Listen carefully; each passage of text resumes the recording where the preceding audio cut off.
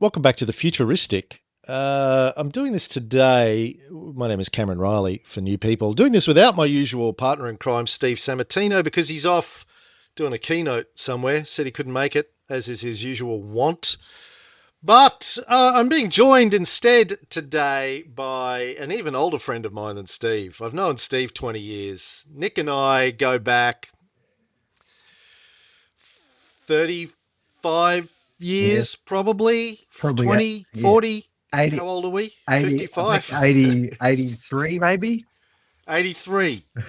Nick Johnstone, principal of Toowoomba Anglican School, recently crowned the principal of Toowoomba Anglican School, previously principal of other schools.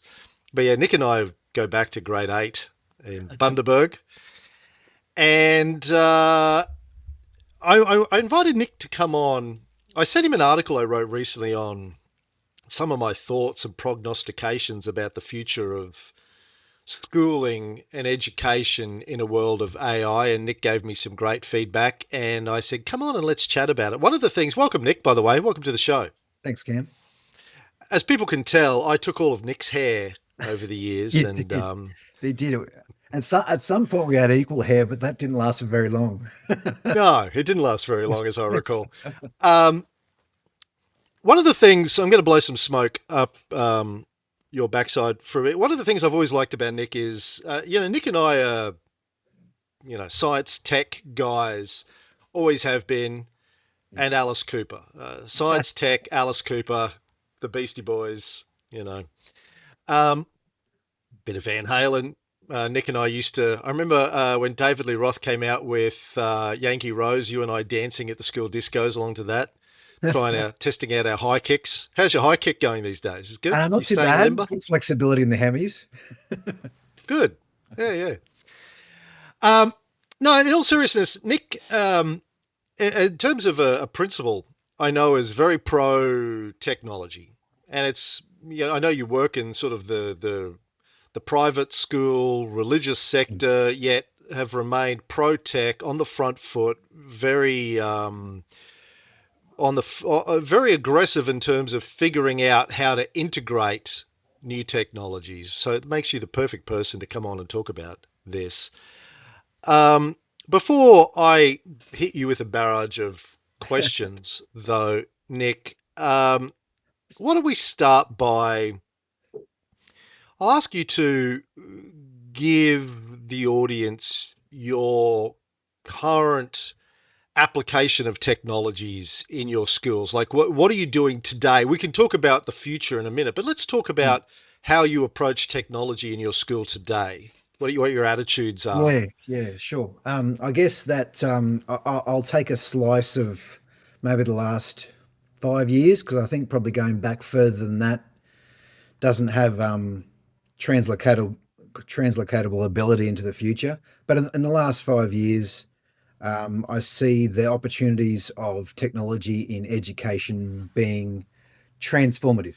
I'll use that term. I know it's a fairly large term in the context of today's society, but so in my immediate last school, Bishop Druitt College, where I was head there for almost 7.5 years, our aim was to go from a relatively traditional mode of education. So we didn't have a learning management system in the school. We had a relatively recent laptop program, but we wanted to create more than that. We wanted to create opportunities for kids to work in the online environment, but also in the asynchronous environment as well as the synchronous environment.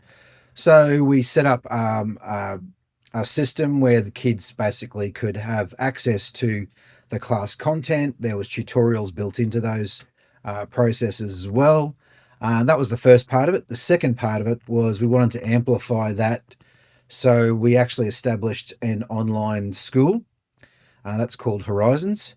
And in the first instance, it was set up so that it could create greater flexibility for students within our current structures. So, for example, instead of running a class before school hours or after school hours, we would give greater flexibility in the line structure of a school. So basically, a student could have a spare, but in that spare, they would do another online subject that was run by our school. with the plan of testing that through beta testing, lots of feedback from students and staff and parents, to then expand that model to externals. So that's the process that's occurring at the moment in that school. I've changed schools in the last 15 weeks, and I'm at Toowoomba Anglican School.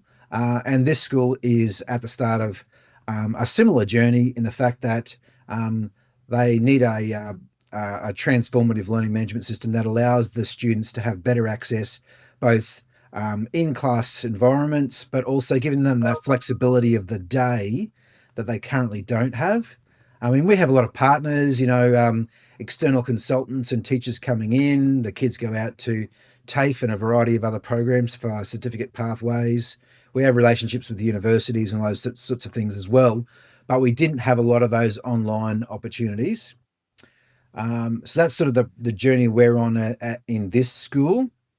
But And you're a K to I, you're a K to 12, yeah, we've got 3-year-olds to 18-year-olds. All the schools right? I've been principal at have had early years through to year 12. So, Yeah, and in fact, my entire career has been in K-12 environments. right. And your attitude towards devices and the internet in your schools, how do you approach that usually? Yeah, it's been an interesting one because there's been that sort of push back and forth on that. I would say I'm pro devices, but I'm probably not pro phones in the adolescent context in school. I haven't always been that way, Cam, I've got to say. In fact, I remember speaking at a senior year's conference at University of Queensland for probably 13 or 14 years ago when mobile phones were first sort of a thing, is being able to use them in a science context.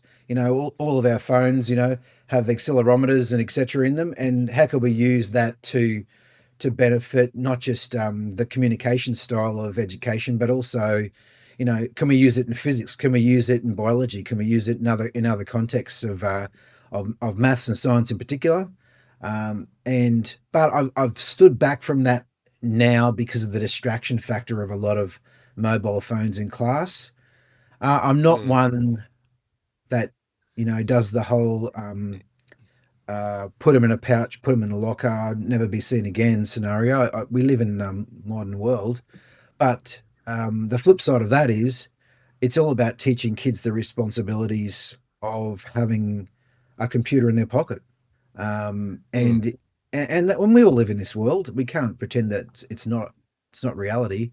But I also subscribe to a fair bit of what Jonathan Holt talks about in his work about just making sure the kids are appropriately ready for technology. And there's, I'm going to say, security and oversight without too much restriction. I know, and that's a spectrum there. I know, but mm. that's pretty much how I feel now. But I haven't always felt that way. Mm. Like I can imagine it's really difficult, as it's difficult being a parent. Your kids are older than Fox. I've got adult kids. You've got adult Mm. kids. Fox is 11, so he's in that phase where he's always on a device, and it's difficult being a parent, a pro tech parent. Yeah, Because yeah, I want you to have devices, I want you to have technology, but at the same time, I know that it's an absolute, massive landmine and distraction, and comes with a whole bunch of problems. And then you've got 1,000 kids to have to worry about how you manage that. So I imagine it's an yeah. order of magnitude more difficult. And from a parent perspective, I didn't jump into the mobile phones for my children until they were 15. And Yeah, right. that was a decision that we made as parents, rightly or wrongly. That was just a decision that we made in the context of our family at that time. Having said that, both of my sons use technology exclusively in their careers. My youngest is a recording artist based in London, and my oldest works in rock and roll media and works in Brisbane, and they need devices on them all the time. So Yeah, yeah. it's the world we live in. Not every career is that, but a lot of them are. And of course, you and I grew up in an era where we had a computer room at high school where we went and did Yeah, computers. we weren't allowed to have calculators because our teachers would always tell us, when you grow up, you're not going to have a calculator with you at all times. I go, no, I've got an AI. You were right, I guess. But it was, we've sort of come through those generations of technology and seen how it's impacted, what the attitudes were towards keeping technology out of kids' hands when we were in high school, right through to today, where the technology is obviously so integrated into our daily lives. So the question that I was posing in my article, that I want to really drill down with you on, is what the role of schooling, K through 12, and then of course tertiary, may look like in a few years if we proceed with the assumption, rightly or wrongly, because a lot of things could go awry with this, but working on the assumption that the tech industry, the Silicon Valley consensus, as Eric Schmidt calls it, is that within a few years, we are all going to have some, I won't use the term super intelligent, but highly intelligent device. Our phones, our laptops, our glasses, our watches, whatever other wearable devices they come up with, will have access to an intelligence that is probably as knowledgeable on every topic as the best humans in that field are. Mm. So, the best possible teacher on every possible topic. Mm. It also understands every individual in a way that no other human can understand that individual, because it's reading your emails, it's reading your text messages, it's listening to your in-person conversations with people. It knows what your neurodivergencies are, which learning modalities you prefer. It's infinitely patient. It can present a human-like avatar. It can talk to you in a human voice and have you talk to it. It can basically come in and teach. Fox has been using it to help him learn decimals. He's sort of grade 5, Mm. through to, talking to you about, PhD level chemistry or biology or physics or whatever. Um, I, I'm wondering how you see this playing out, what the role of schools might be. Let's just say, I think it's going to happen a lot faster than this, but say 5 years from now, let's say 2030. Yeah. 2030, these devices are in everyone's pocket. Let's say that the access to this is essentially free because it's given away with the phone and the laptop, like Siri is. It's part of the operating system. Mm. What do schools look like in 2030, Nick? Uh, I'll go back a step there, Cam. I guess there's two parts to it. There's what is the role of education, because it's not the same as the role of schools. Sure. Yep. So AI in the context of the role of education, totally agree with everything you said with regard to the inputs into that.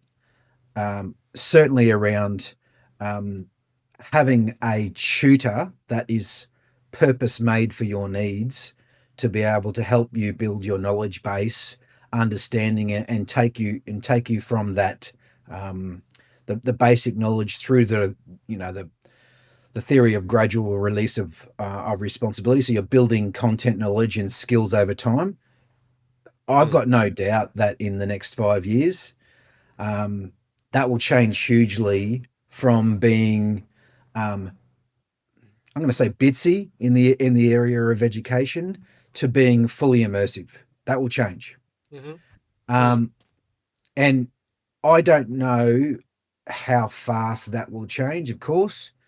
But like most things in technology, it's almost exponential growth, and that's the reality. Going back from um, microchip invention to the current day we are now, it's been rapid growth beyond what we could have imagined as kids looking at Star Wars and Star Trek all those years ago. It's far exceeded. Well, it's probably in line with some of the wacky concepts of Isaac Asimov, really. But so that's the role of education. I think it'll be really, really important in that. But the role of schools, I think, is actually slightly different to that. Hmm. Um, it'll absorb all of those things of the role of education, but it will also include um, a humanistic component. So I think we'll always need adults in education in schools. They may not Mm. be teachers, Hmm. um, and I think that will change.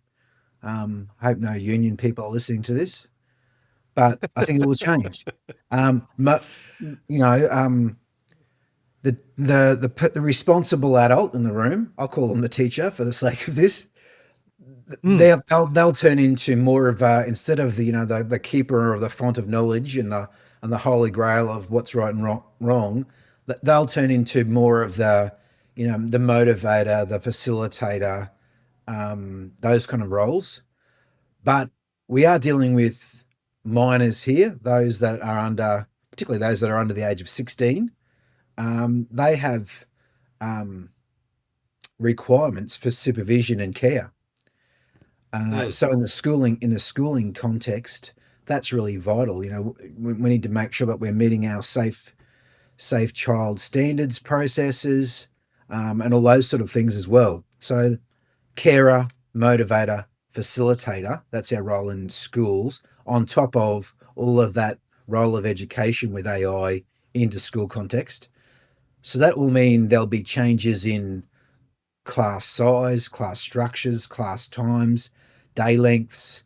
You know, there's a lot of schools experimenting with with the shorter day at the moment to still meet their curriculum requirements. There'll be a shake up backwards from schools and society back into policy as well. So at the moment, in certain policy documents, particularly in the senior schools, there's a certain number of hours you're required to teach. Now, if teaching fundamentally changes, Mm. are those hours of duty to teach valid anymore? Mm. Um, does it become more of an outcomes based scenario? So you do a pretest, and if you pass the pretest, there's no point teaching you that. So there's no point spending Mm. 55 hours in a semester to teach you the biology if you already got 80% in the biology test. You know, so you'd move on to the next one. So that age definition for classes may well be multi-age because of that. It'll fundamentally change the structure of schools, no doubt. Um, and I guess, but outside of that, schools are also opportunities for kids not just to learn the curriculum work, but obviously to learn how to interact with other kids of their age, other kids, younger and older than them, how to interact with adults. Because kids, as you well know, they behave differently for their parents as they do for others. They often more well Hmm. behaved at school than they are at home.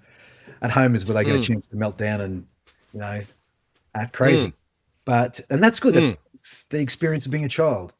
So I think that's a big question. How will it change?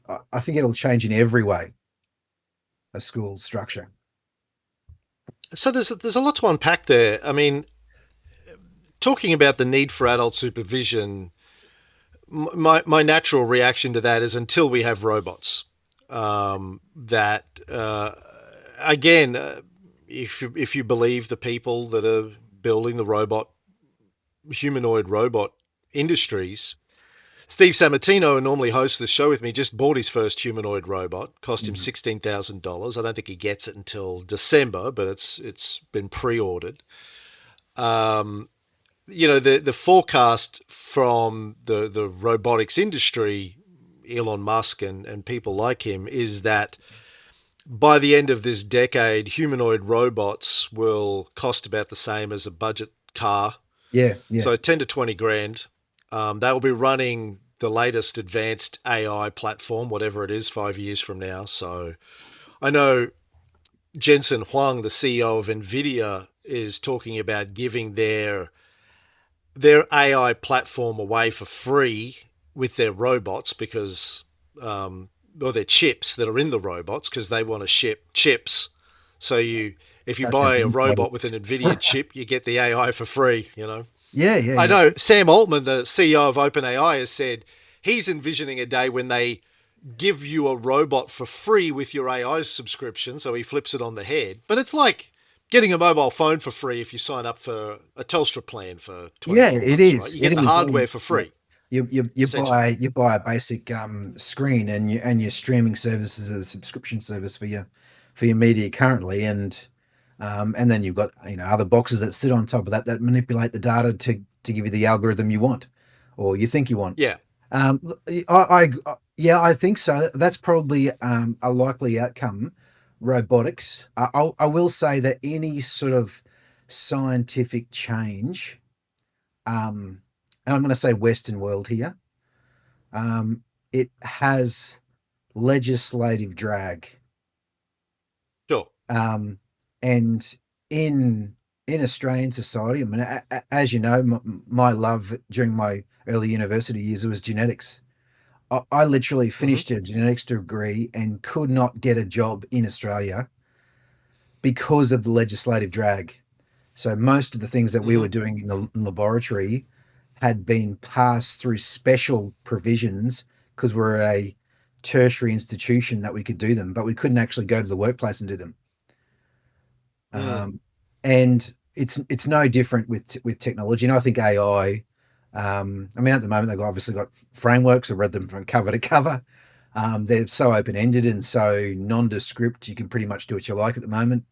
But at some point, Mm. legislative change will come, and I do think even though robots will eventually be involved in, everything from babysitting to obviously the driving, which is already occurring now, um, and all of that sort of componentry, but there'll be legislative catch up that's required, and that'll cause certain restrictions in certain countries. I think that legislative drag will be compressed by AI as well, though. You Maybe, say to the yeah. AI, write the policy for us, Oh yeah, yeah, but and it it'll does. it'll need to be voted on by humans with constituents. Yes, yes, and then there's a question of how that is impacted by AI as well. But okay, so leaving aside the robots thing though, because there's a lot of unknowns there. Although with I'm not sure how much you know about this, but there was a kindergarten near us where one of the teachers turned out to be the worst pedophile in Australian history. Mm. He's been in jail for the last year or two. He was Fox's teacher. Fox was his student at that very uh, uh, highly admired Yeah, kindergarten. It all came out with the rise of those sorts of things. I can see parents going, "Do we want to entrust our children to humans, or do we want to entrust them to robots? Which is safer?" There will yeah, be an argument that maybe robots will be safer. But leaving that aside, let's just talk about the social stuff. So you acknowledge that the role of teachers is probably going to change when the AI is the teacher, or a better teacher than most teachers could possibly be for all of those other reasons. yeah, Not that they don't want to be, but because it just understands that kid far better than any human can, particularly if they've got 30 kids in a class. The social aspect of it is interesting too, because, well, for one, I wonder, do parents need to send their kids to school if yeah, the yeah, kids are getting taught by the AI? I mean, I like Fox going to school. Fox likes going to school, but it costs money. He goes to a small private school. Maybe I would decide, okay, well, if he doesn't need to go to school for education, maybe we can do other things with that money. Maybe the socializing aspect of youth is done in another avenue. I mean, he goes to yeah, kung fu as well. Most kids yeah, play a sport or some yeah, sort of thing like that. Maybe they learn social skills in a setting that isn't a school. If school's not required for education and is required for socialization and advanced babysitting, maybe we call it something else. yeah. Look, and I do think the fact that over time the concept of gathering kids of the same age and putting them in a box, it actually doesn't meet any sort of evolutionary need in humanity. I mean, if we go back to schooling structures, kids learnt with kids of various ages, and perhaps a responsible adult in that context guiding them or even checking in with them, and that was in a village context. Um, Mm, and I mean, I know that we don't live in villages, but the reality is we create our own social connections, and those social connections may or may not include a traditional schooling structure. I think they will for quite some time, though. I think they will for at least another 20 or 30 years, because I think that that structure is indoctrinated into our psyche now. I think if mm, I think if it had have been a rollover from the village to the industrial revolution that magically linked into the technological revolution, probably not. But mm, where mm, we've had, you know, multiple decades since the industrial revolution, which created schooling in order to, generate a workforce of, human robots. But that has changed over time with regard to what we're teaching, how we're teaching, how we're involving. We want the students to develop, creative and critical skills. We want them to be part of their educational journey and buy into that, not just, rows of desks like you and I went to school with. Um, mm, that a lot of schools don't live in that paradigm anymore, mm. which is Including the school that Fox goes to. yeah, They yeah, don't that's right. have rows of desks. Yeah. Yeah, and I mean, I've on purpose chosen to work and lead schools that don't have that philosophy, and I wouldn't.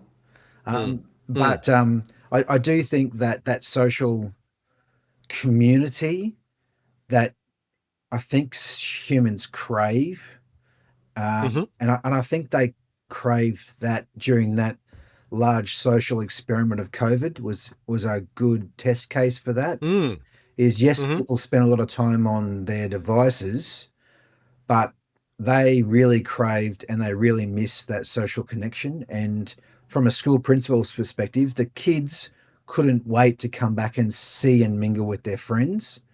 And mm, and parents also developed a new understanding of what it's like to be a teacher. mm-hmm, um, mm, but the kids miss that social connection, that face-to-face social connection. But you're right, that social connection doesn't have to happen through a schooling model. Um, I will add another caveat to that as well. Really, in the line of opportunities to connect socially are really difficult, often in cultures that aren't connected. And mm-hmm, um, I mean, as you know, I've just been to Spain and Portugal and we've visited a number of schools in that context. I think we this year and last year I visited 16 schools in Portugal and Spain and southern France, and on purpose we visited um, all different types of schools. International schools, public, private, village schools, inner city schools, and in that context, I wanted to find out what it was like in those areas where they had monocultures compared to a really diverse community like we have in Australia, and the US is the same. It's a diverse, everyone's welcome. Let's go. Well, it was, but that it is different. The sense of community, the sense of connection, um, in those monocultures, and they're not all monoculture. I mean, there's some of the towns like Vigo that there's about 50% immigration into that region, but the ones that weren't monocultures, it was a different vibe. There's a different culture. There was a different social connection with the kids, with the parents, the kids with each other. There was no divides. And in many schools that I've taught at that are, 30, 40, 50% immigrants, there's pockets. mm. And if you're an immigrant coming into Australia and you don't speak English, it's very hard for you to be accepted into that context, and therefore your children are experiencing that. And often it takes decades or even another generation Generational. to link. Yeah. And we grew up in Bundaberg, and the Italian kids that were cane farming generations, they were a couple of generations old, so they just fit in, and we didn't even notice any difference. But Mm, their parents and their grandparents mm, only you know met with other Italian families and so on. mm, So I think there's that another complexity within mm. complex environments like you know multicultural societies. So this leads me to the next question, which is the point of schooling Yeah, in this future we're talking about. So, generally speaking, we send kids to school so they can get a job one day. yeah. We want them to Well, that's another do question. primary school, do high school, go to university. I mean, our kids, yours and mine, didn't really go down the No, traditional they didn't. job path. My kids, you know, Taylor runs his own media empire, and Hunter, is a TikToker, whatever that is, as a job, social media influencer. You Yeah, said what your kids do before, but so no, so really none of our kids benefited from their education whatsoever in a traditional sense to yeah, lead them to a job. Funnily enough, my adult boys recently got invited back to their high school, Ferny Grove, to give a talk to the entrepreneurship yeah. class there about, how to leave school and become an entrepreneur and do your own thing, which was interesting because they had nothing nice ever to say about their high school. But then they got invited back and had to be nice, say nice things. But, one of the big questions, of course, is, well, are there going to be any jobs in the future? And I'm already seeing this on Reddit. People at university, whether they're doing IT or they're studying psychology or they're studying law or they're studying like accounting. Right. There's a whole range of people in the middle of their university studies going, well, I don't think there's any jobs waiting for me at the end of this because AI is going to be taking 20, 30, 40, 50% of the jobs. Microsoft did a study that we talked about on the last episode of this show a few weeks ago about all of the jobs that they think are going to be the first to go with IT, and it's a lot of those professions. And I'm wondering, what do you tell kids now? Well, why am I learning this, Mr. Johnson? Yeah, good question. You go, that's what you say? Yeah, good question. I don't know. I Um, don't know. the, I don't know what the point of this is it's anymore. keeping me employed. No, Yeah. I guess the first part of it is the role of schools. And I mean, I've been in schools a long time now, well over 30 years, and every 10 years or so, the pollies and some representatives from different systems get together and they push out another declaration of what the definition of education in schools is. I guess probably the seminal piece of work in that space was the Melbourne Declaration, which I can't remember the year of, but it's well over 10 years ago. And the Melbourne Declaration basically said the purpose of schooling really is about creating connected, and effective citizens. So, whereas the previous declarations were about uh, creating literate um, and, well, basically creating a workforce. So, it went from that workforce concept to being engaged citizens in their society. Now, I wouldn't say I'm a skeptic, but what does that really mean? And which society? Um, yeah. Anyway, I won't get into that, but I do think that there's a lot to be said about the tertiary sector being flipped on its head.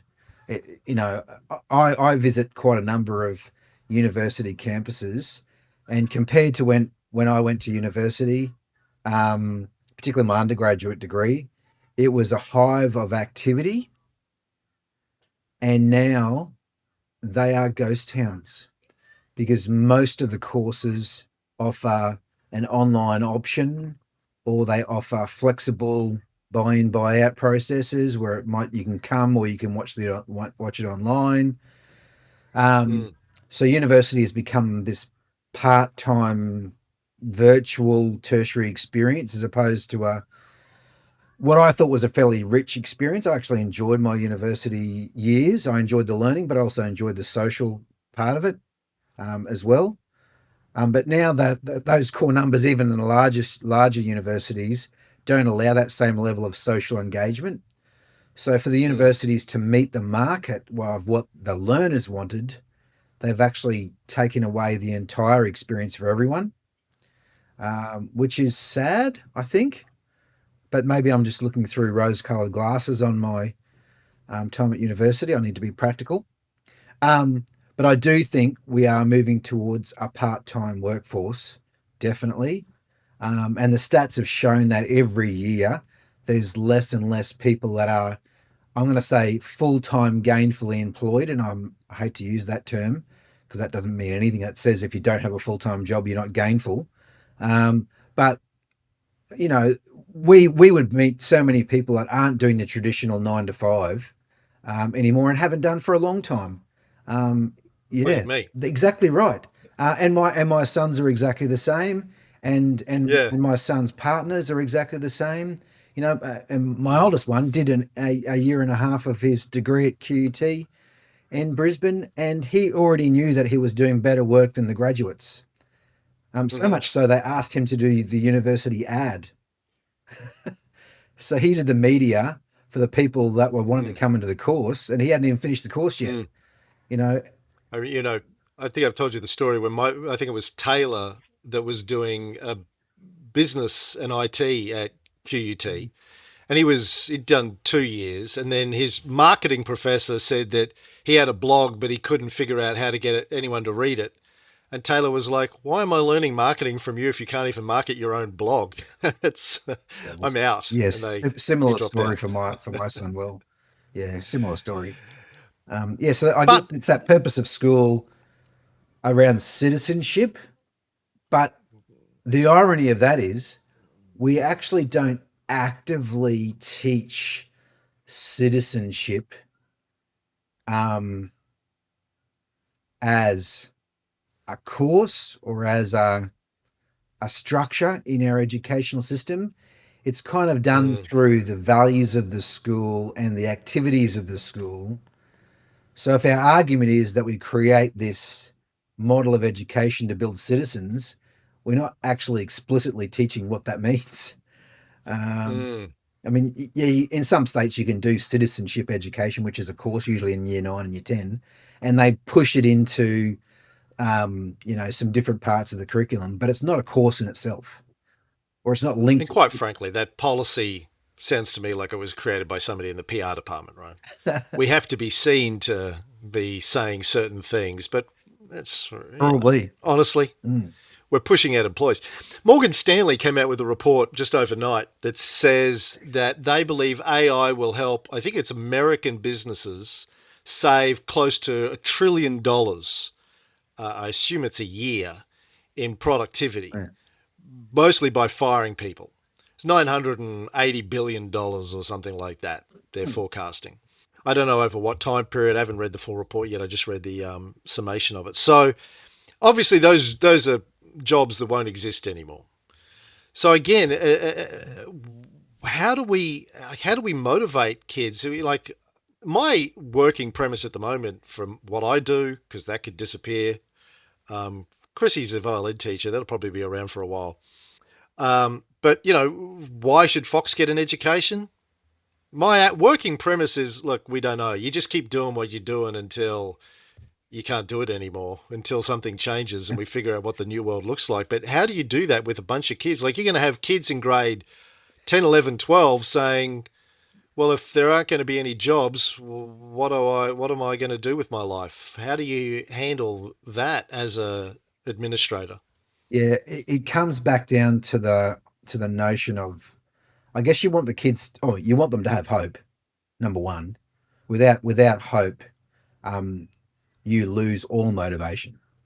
So Mm, you want them to have hopeful lives, um, And but those hopeful lives don't need to revolve around full-time paid employment. You want the kids to be adaptable. That's another thing. And everyone talks Mm. about resilience, but resilience is really around your ability to get chipped, and you can give yourself a good buffing. That's or how well you can bounce back. But the world changes. It has always changed. Um, yes, I agree. It's changing at a faster pace. But I think Mm. if you spoke to our grandparents' generation, who are born in the 20s and 30s, the world is Mm. nothing They like. saw a lot of change. Yeah, My mum grew up on a farm outside of Bundaberg, didn't have electricity until she was 4 years old. Now she has an AI on her smartphone. yeah, Like, that's insane amount of progress. That said, I do think it's moving at a pace that yeah. in the next 10 years that is unimaginable. So that But adaptability is giving, a big factor. so how do you teach that in a school? Like, I'm telling people, like teenagers that I talk to, just make sure you're as uh, across everything that's happening as quickly as you Yeah. can be. Get really good, which is kind of what I've sort of built my career out of Mm. since I was at Aussie Mail 30 years ago, which is being on the front foot of all technological innovation because I didn't want to get left behind. Is that sort of a message that you're imparting to kids? Yeah. Be on the front foot, be on the cutting edge. Oh, yes, totally. Be open to change. Be open for the opportunities that change provides. Um, Mm, Being ready to swoop in and take advantage of opportunities is a big one. And I know it's mm, probably oversold, that the concepts and traits of being an entrepreneur, but that that's really about a mindset more than it is a set of things to mm-hmm, do. It's mm, about seeing opportunities, whether it be companies or whether it be your own projects or inventions. But I do think almost gone are the days where people will be working full-time jobs, and that 9 to 5 thing. I think within 5 years that will be gone. From a school's perspective, as a workforce, um, I doubt in five, definitely not in 10 years' time, there won't be too many full-time teachers. That just won't happen anymore. And I think that will just be translocated across every different workforce. You might be doing a couple of different things, or you might just be a teacher that works 3 days a week, and maybe 2 of those days a week are at home, working with students. It'll just change remarkably. It'll be those schools that adapt to that want and that need and that demand, that do that quickly. And the education department schools outside of some lighthouse schools will be the last to follow that trend, just because of their bureaucratic structures. The independent schools and the Catholic schools will be able to adapt more quickly, in our mm. Australian context. So that's positive for the 40% of high school kids that go to independent and Catholic education, but 60% still Mm. go to public schools. Um, so I'm worried that it creates this AI digital divide even greater between systems, even if AI is free. Perhaps, but although the way I see it playing out is like I don't know if you've seen this, but ChatGPT or OpenAI a couple of weeks ago, just about a week before they came out with ChatGPT 5, they introduced a new thing in ChatGPT which is study mode. Yeah. Have you seen that? Yes, I have. Yeah. So I've used that with Fox a couple of times and introduced Tim to it. And for people that haven't played with it yet, the difference between study mode and the regular mode is study mode doesn't try and answer your questions as quickly as possible. It steps Mm. back and it has the personality of a tutor more. It's like, okay, so tell me what you know so far and tell me what you're struggling with. And it's more of a pedagogical approach Yeah, to it's called your AI, which framework. is, Yeah, framework for learning. yeah. It really is. Yeah. So I think we're going to see more and more of that, where the AI will natively interpret your need and will come try its best to come at you based on what your requirements are. And so it'll hopefully be taking kids and saying, looks like you're struggling with this. Would you like some help? Would you like me to help you understand this more and more? But so I wanted to finish up, Nick, just by asking how you're framing AI to your students. Let's say, like, older students, 10, 11, 12 grades. How are you framing AI at the moment, and how are you integrating it or not into the curriculum, Yeah. and what sort of guidance or perspective are you providing the kids with the role that AI should, could, might play in their lives? Yeah, it's a good question. I'll give two answers to that because I've been at my current school for 15 weeks. So I'll give you my answer from my last school because we'd done a lot of work in the AI space. We'd involved student groups to present to staff on how they're using AI in their own world, both inside and outside of school.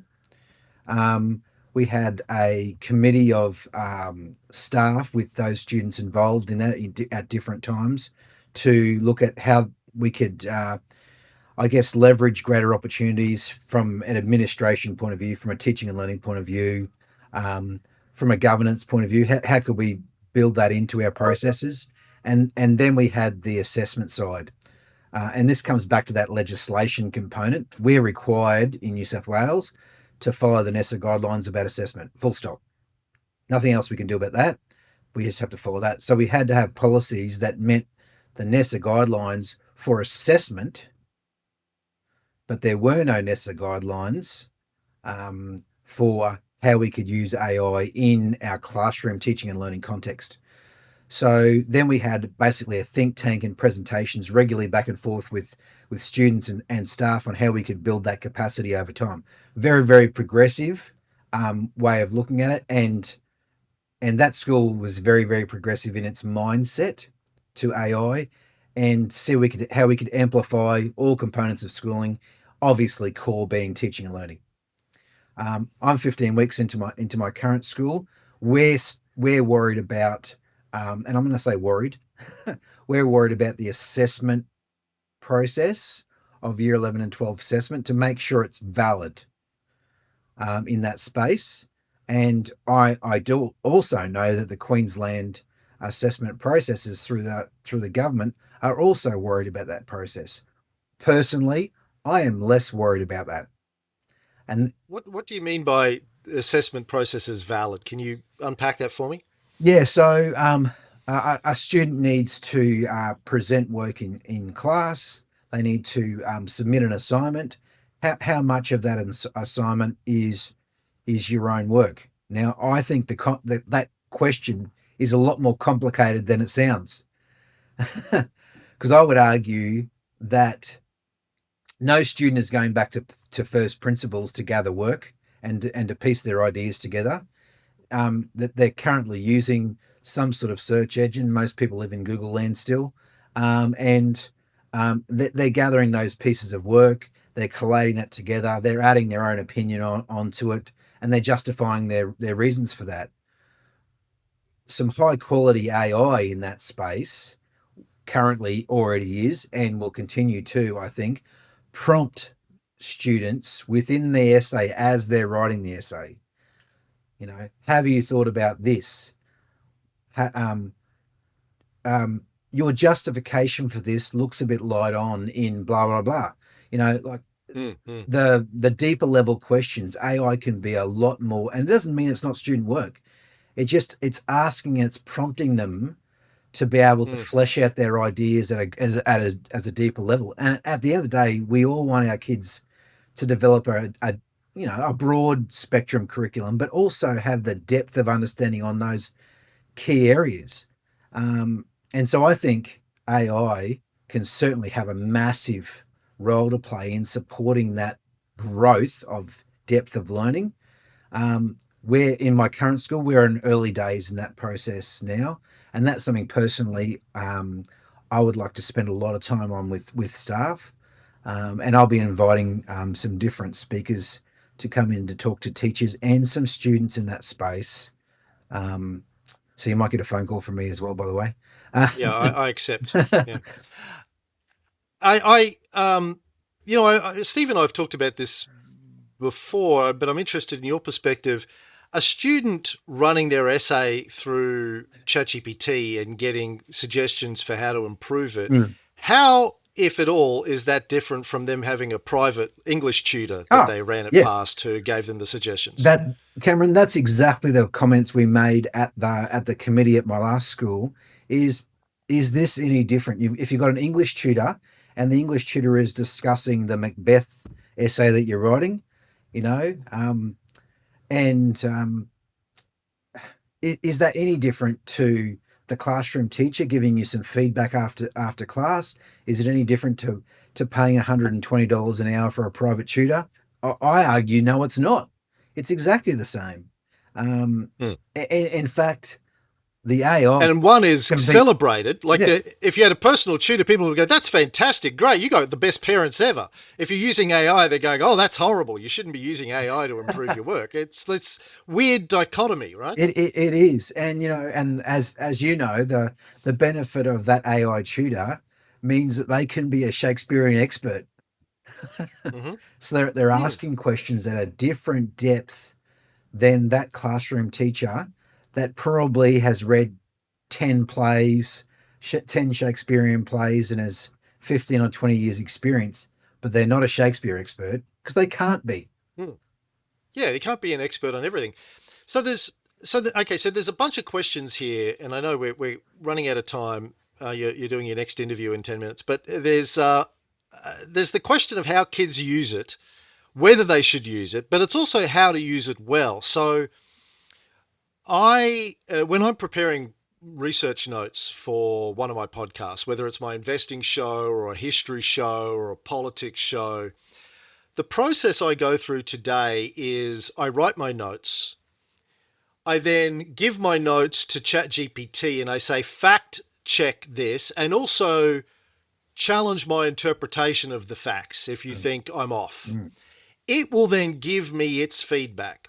I then take all of that and I give it to Gemini or Grok or one of the other AI tools and I say, fact check this for me and also give me your position on the interpretation of the facts.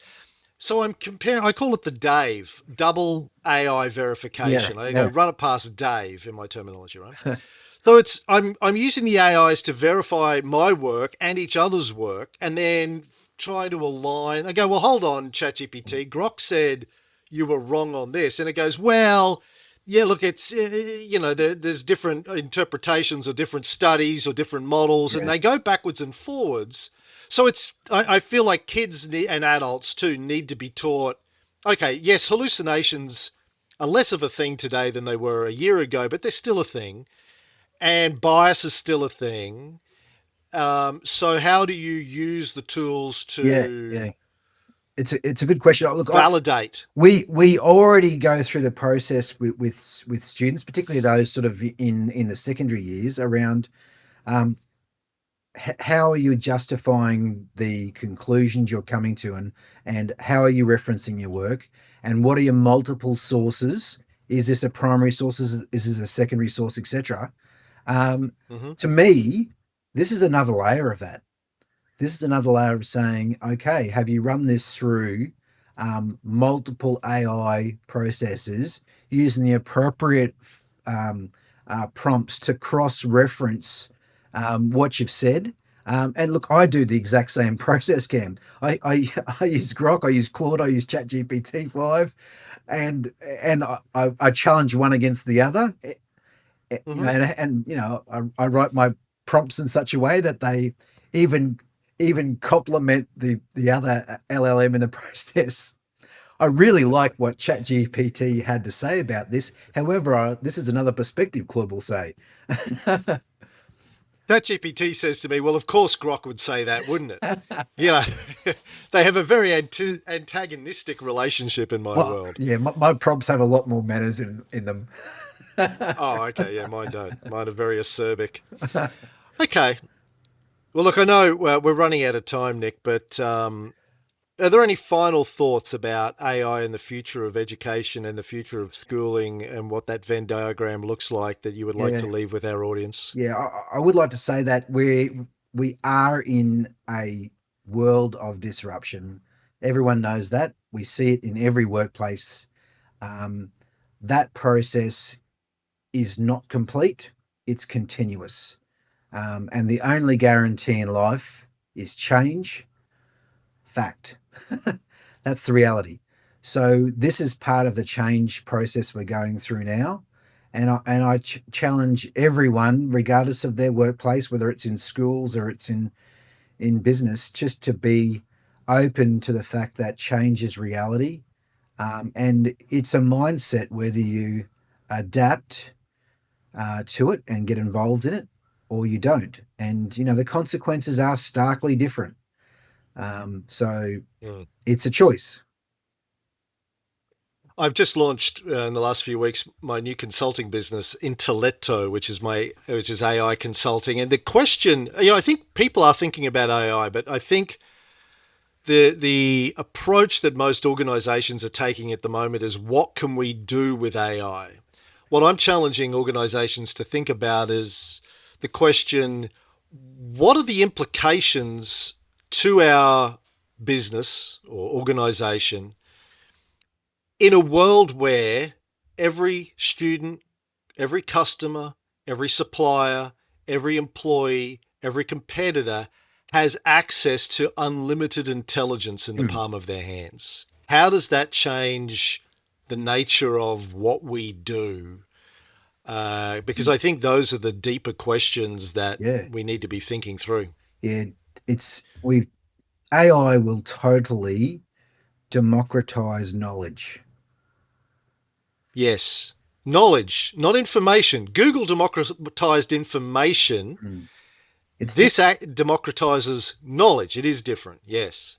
Before you go, Alice Cooper's new album with the old band. Uh, I love it. I listened to it when it came out. I was like, I'm not sure. You wrote a glowing review and worthy of Rolling Stone, forced me to go back and listen to it. And on subsequent listens, it's growing on me. Yeah, look, it does take a few lessons. And look, as you well know, there are Alice Cooper albums that I don't listen to. Really? There's quite a few in them. Easy Action? Yeah, no, I love Easy Action. Go back and listen to that. Right. And I did just recently. listen to it with your jazz lens. Yeah.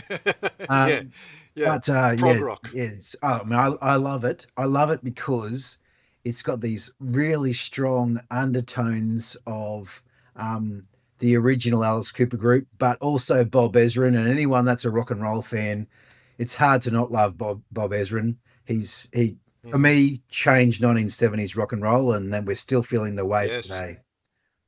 Yeah, big fan of Bob Ezrin. I nearly got to interview him once.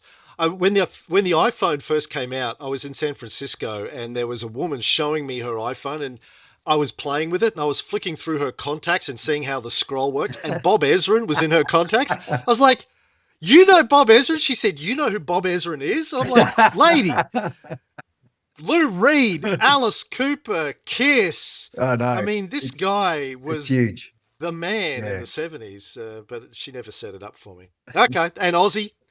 I mean, you and I used to sneak out of class in high school to go to your place to play pool and listen to Alice Cooper albums when Constrictor came out. Yeah, that's right. Those things I remember. It was good No, times. yeah, Raise Your Fist and Yell that's right. in the late 80s. Right. I listened to Dada again the other day. It's a fantastic album. Yeah. We ran into each other when Alice was last in Brisbane, just, Yes. just before COVID, Yeah, early that's right. 2020. That's right. Yeah, yeah. Yeah, I think yeah, good days, good fun. Yeah. All right, I'll let you go, Nick. Thanks for coming on, having a chat. That was a lot of fun. Thanks, Cam. Always great to see you, and we'll catch up soon for a coffee, hey? Let's do that. All right, Cheers. buddy. Bye.